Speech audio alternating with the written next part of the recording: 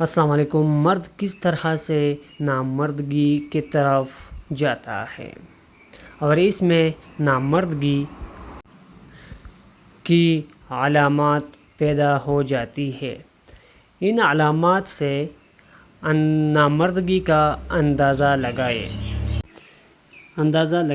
ان میں پہلے جو ہے prostate enlargement due to oestrogen کی وجہ سے 40 سال کے بعد ٹیسٹوسٹرون کا لیول تو آلریڈی کم ہونے جا رہا ہے، لیکن پروسٹیٹ بھی بڑھ جاتا ہے۔ دوسری علامت یہ ہے ڈیکریز لیبیڈو، یعنی جنسی خواہش کا کم ہونا یا بالکل ختم ہو جانا۔